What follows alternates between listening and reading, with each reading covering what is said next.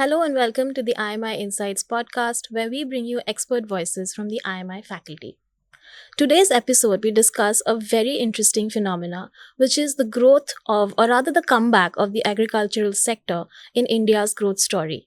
As India closed its financial year 24-25 on a very high note, with GDP growing almost 7.4% in the last quarter, agriculture played a very big part in this. And now, as we move closer to achieving the Viksit Bharat vision, agriculture is a sector that we are paying a lot of attention to in terms of technology, in terms of investment, and also policies that are being introduced. To understand more about this and how agriculture is becoming such a big part of the Viksit Bharat vision, we are joined by Professor Sahana Roy Chowdhury, who is a professor of economics at IMI. Hello, Professor, and thank you for joining us. Thank you, Farhana. So, at the beginning, we would like to understand, you mentioned in your article as well that at a time when infrastructure spending was subdued, there was a growth and rather a comeback of the agricultural sector. So, how did this resilience in rural demand come about? Yeah, so that's very interesting, and this has happened in the last couple of years. So, if you see the Nielsen IQ, which is one of the biggest well-known consumer intelligence surveying firm, so they have come up with their report in Q2 24-25 as compared to the last year, exactly in the same quarter. They find that FMCG industry is growing for India by 13.9% Right. value growth. So, and this is primarily driven by rural demand, sustained rural growth, and then a little bit of recovery of the urban demand. Mhm. Now, if you dig deep, you will see that the volume growth also has been there very high for the last consecutive 6 quarters or something like that, where the rural growth surpassed the urban growth in this particular industry. And very interestingly, the unit growth has surpassed the volume growth, which means that consumers' preferences are shifting towards small packs. So, Right. which is exactly the scenario that we get to see in rural Mhm. demand. Now, coming to some government surveys as well, MOSPI did that monthly per capita consumer expenditure survey 23-24. That also shows exactly the same picture, that rural per capita consumption growth has surpassed urban growth. In fact, the urban recovery is happening, but driven in the smaller towns. In metropolitan areas, this is quite stagnant for several reasons. Channel shift and other reasons could be there.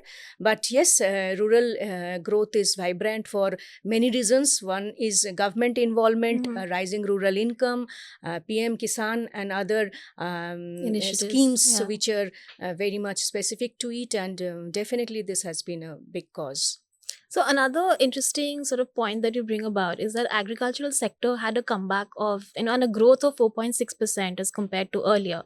So how does that then sort of tie up with the economic growth story in India? Yeah, that's a very interesting observation, and very important for our Viksit Bharat goal.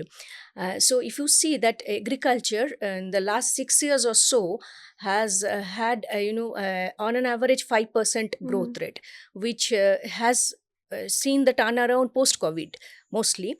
Now, this is very different in the sense that it absorbs the largest pool of labor. So definitely the labor productivity in agriculture on an average is improving. Right. Whereas if you see the service sector, which has been the largest contributor in our GDP, has been robust. The growth has been robust, but it is closer to its potential. So what remains is manufacturing, which was stagnant even with policy push. So definitely this agriculture driven by, I will say, tech farms Right. and farm mechanization, more emphasis on crop yields point of view, that kind of mechanization is creating scope, and it will be there. It will be creating scope towards our goal of high growth rate and sustained growth rate. So clearly, agriculture is going to be a bigger sort of player in the economic growth Definitely. story of India. Definitely. So, given this trend, we also see that there's a lot of budget allocation now to this sector. So, how does that sort of bring about in terms of new business opportunities? Hmm. So, yeah, budget allocation has been increased directly and indirectly in the last couple of budgets, Right. union budget announcement we have seen. So, there is a massive scope, in particular for what I find, it's my opinion, that tech farms, Mm-hmm. because innovations on IoT, smart farming, and using robotics Right. and smart sensors to detect real-time data monitoring and automated irrigation. Mm-hmm. These are the things that the tech farms are bringing in, Right. and with this, corporates have a bigger role to play to come up with and join hands directly with the farmers, maybe, or there is something called producer organization, Mm-hmm. FPOs. So that's going to be a big thing in the pulling the agriculture growth. So I'm glad you bring up this sort of partnership between corporates and agriculture, because clearly, we've seen certain issues with logistics or other such issues that agricultural sector faces. So how can companies or tech sort of partner and change this scenario, help with logistics, help with other issues that the sector faces? Mhm. So, logistics, with respect to logistics, I will say that some agriculture infrastructure fund. So, Mm-hmm. that's a very important scheme that Right. has a flagship scheme, I can say. 2021, it has been launched, and with a big corpus. Mm-hmm. And the purpose, exactly what you have said, is that to bring post harvest management of infrastructure and related things, so that the prices, the farmers get a fair price, and role of intermediaries can be mitigated, and wastage is made limited, and that's the purpose. So corporates can here join hands Mm-hmm. to come up with smooth logistics with this big corpus, and yeah, that's one of the key things I can say. So of course, on the one hand, we have corporates that can bring about changes, but the government is also really pushing for tech to enter this sector. So you have Kisan initiatives, you have the Namo drone DD thing that happened. So how do you think, like, are we in India right now poised to create like an Silicon Valley of agri-tech, or are we going to still be facing issues that might hold us back? Yeah, definitely. We can see that the number of tech farms that have already come up, more than 2,800 or something like that, Mm-hmm. it's closer to that.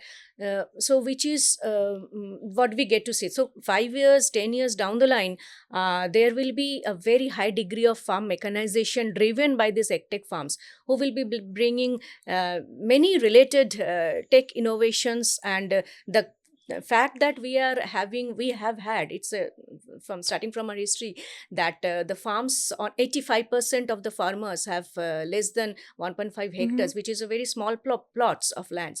So farm mechanization driven by this ectech farms definitely will create big things, and the scheme that you have mentioned is one of the flagship schemes, Namo Drone Didi. Yes. So that comes with, already there are many studies that Mm-hmm. are showing that this scheme has started reaping benefits. So there is a study by agriculture and rural transform agriculture development and rural transformation in Bangalore. Mm-hmm. So they have studied economic and business viability on 500 drones that have already been distributed to SHGs, as Right. self-help groups, women-led SHGs, and they have shown that the SHGs have shifted their focus from traditional farming and related Mm-hmm. processed industry to niche modern farming. So Oh. that was the purpose of this Mm-hmm. scheme, and with an outlay of a very big outlay, 6,000 crore, I guess, and 1.13 lakhs of funds have been given through this AIF Right. scheme, and as well as drone Didi, that targets 15,000 drones to be given within the timeline of 23-24 to 25-26. So already lead fertilizer companies Mm-hmm. have distributed more than 1,000 drones. So this has, and that too from their internal resources. Right. So these LFCs, lead fertilizer Mm-hmm. companies, are also collaborating with to leverage this, and the This concept. final target being that to introduce SHGs mainly and farmers, not maybe directly or indirectly, through to this technology adoption, Mhm. because farm mechanization is the need of the hour. If you are holding a small plot and FPOs, are farmer producer organizations, are not really taking off, then this is the need of the hour, and that is why I can say that as of now, whatever little data we do have on this particular scheme has started showing results. So that's very interesting, and I'm glad you bring up FPOs because we've seen that traditionally FPOs have had problems, really sort of succeeding in spite of there being a lot of support from the government or other places. So, as somebody who's you've obviously read a lot about this, you've mentored students or businesses. So, somebody who's starting in this agri business, would you suggest they work with FPOs or adopt a direct farm model? That's very interesting, at the same time a difficult question to answer. So but as a suggestion, so let us first try to understand the structure of FPO, why it Right. was brought in as a Mhm. very nice scheme, farmer producer organization. Basically, traditionally we have been finding, as I have already mentioned, 85% on an Right. average of the farmers are holding less than 1.5 hectares, so which is a very small Very plot. small, right? So to reap the economic efficiency Mhm. and economies of scale, you need to have a collective farming, right? So Mhm. if the plots can be joined together, uh, through some mechanism, that will actually start reaping the benefit of Mhm. economies of scale. So that is the purpose of collective farming and FPO. So under FPO, 100 farmers or something like that, 50 farmers also we have seen FPOs are there, they start doing collective farming. So now the problem is that FPOs need to understand what are the mechanism designs they have to bring in, the model, the purpose, they have to understand. Now, let me tell you that in most of the cases, either there are FPOs are having local political interference, or they are having vested interest, they Mhm. have no interest, or lacking interest, so whatever. So the outcomes are not really promising. FPOs are Mhm. not really, either they are optimally, suboptimally producing, or not at all, non-functional.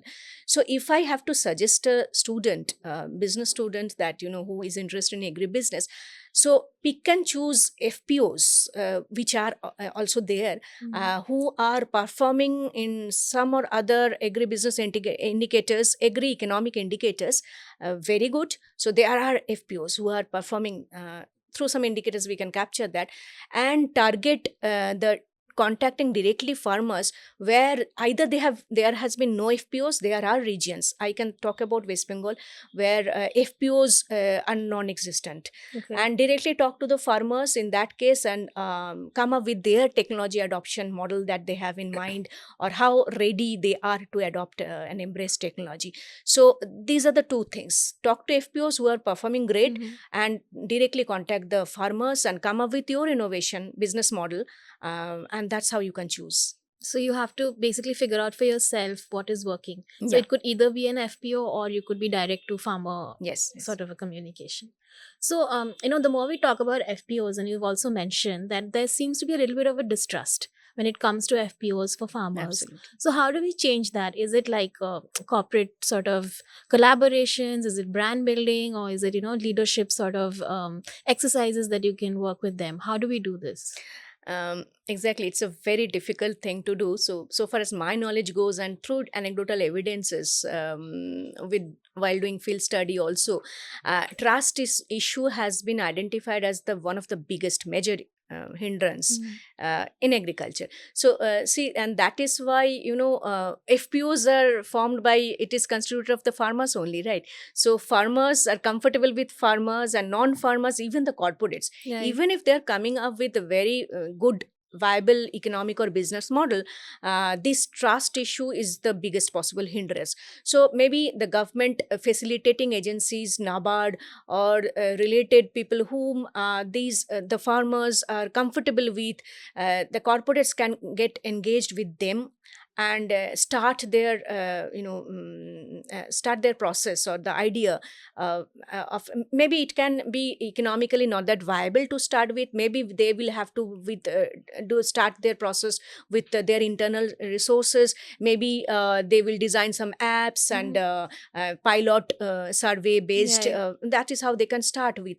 But definitely this is a major issue. Now what is the solution then? You can start with your business model, maybe with your funding to start with, and train the farmers. Now if the farmers are trained, why should they join FPOs? True. So that's a Another realistic question. question. Yes. Now what can be the solution? Again, what in my opinion the solution could be that pick and choose performing FPOs, join hands with the FPOs for the corporates, with the FPOs giving your business solution to them, because they are group of farmers. They are doing collective farming. So economic efficiency is very much there.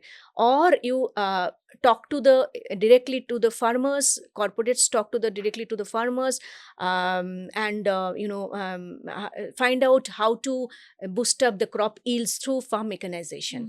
So, and technology adoption models, kind of behavioral changes directly to the farmers. So these are the two ways, and eventually in the medium to longer term you have to join hands with NABARD and others, the financing agencies, to strengthen the trust issue and sustain it. So, clearly these are measures that farmers can take, looking at high yield growth and all of that.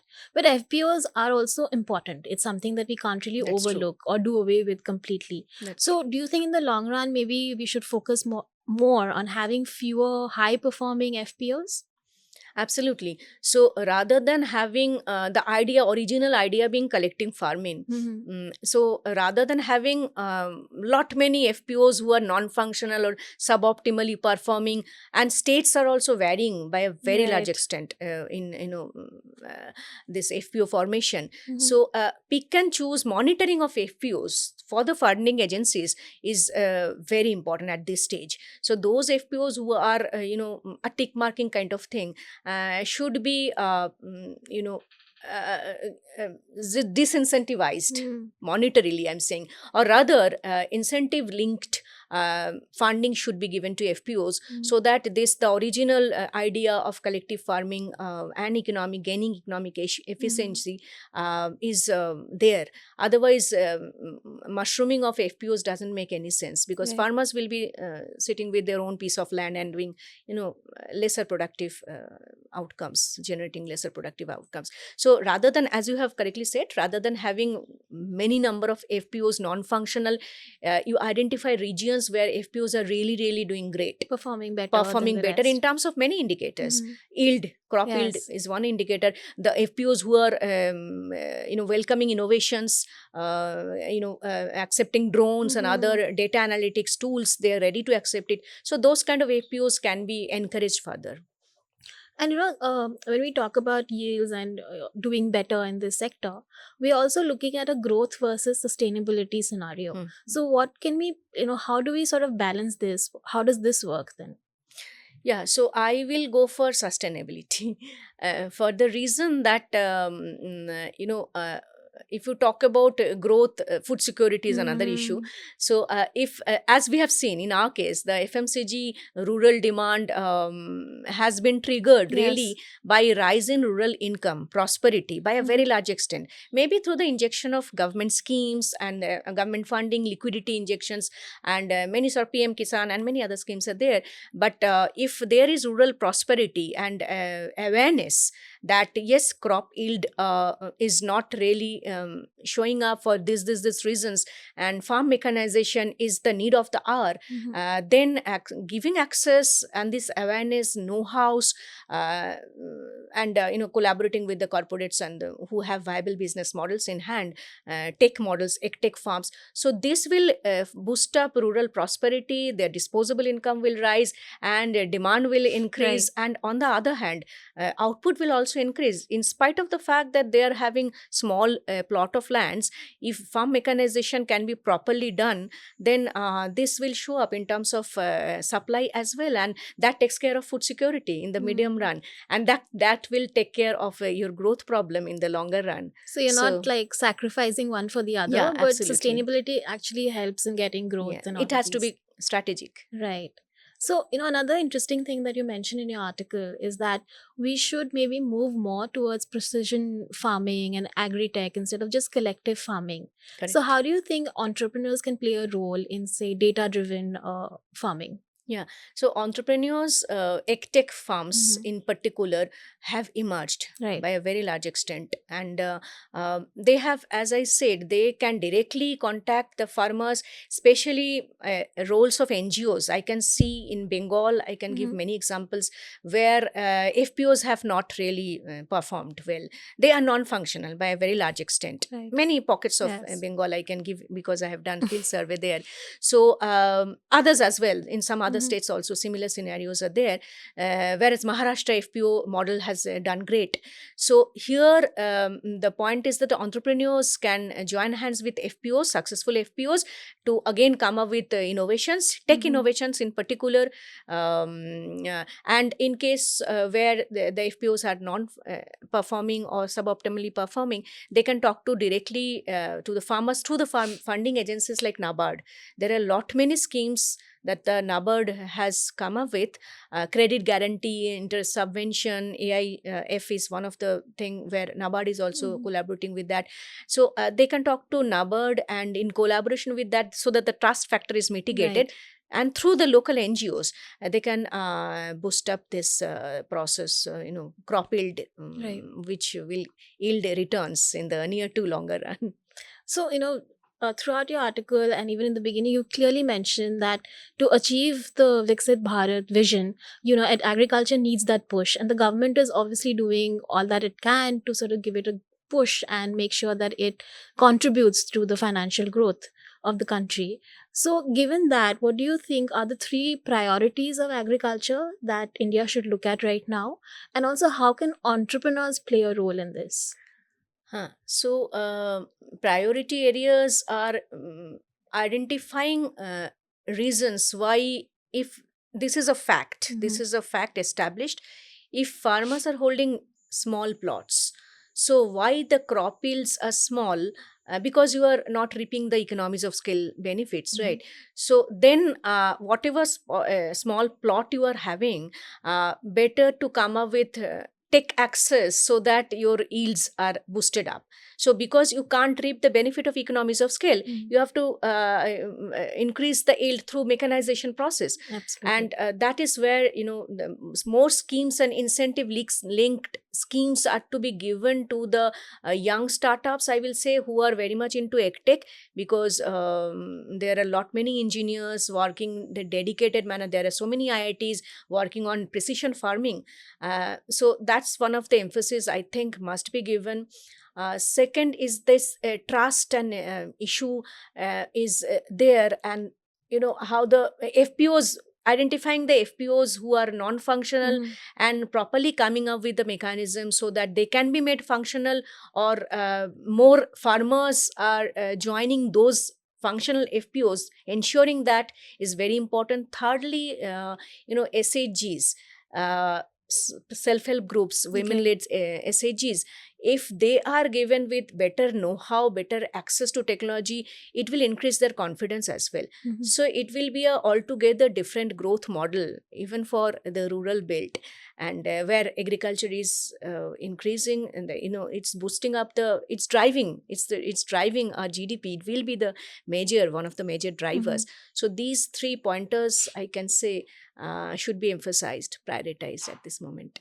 Right. So, is it safe to say then that agriculture sector shouldn't be looked at something that is separate, but then it should be a bigger part of India's growth story that also has tech involved in it, investment policies, and of course, entrepreneurs who are maybe not in the rural areas but can also sort of step in and help as well as grow along with the agricultural sector. Absolutely, absolutely. So, if service has grown to its potential, Hmm. so agriculture has indirectly both manufacturing and service. Right. So tech intensive agri processing things, or the farm mechanization, tech intensive, Mhm. is a service intensive agriculture, right? So even agri processing, if it is tech heavy, it is manufacturing boosted up. So agriculture cannot be thought in silos. Right. It is getting to be service oriented as well through tech. Okay, so that's a really interesting concept, and I'm sure most of us haven't looked at agriculture in that way because it's always been rural, it's always been separate for most of us. So thank you so much, Professor, for bringing this insight for us. Thank you. Thank you.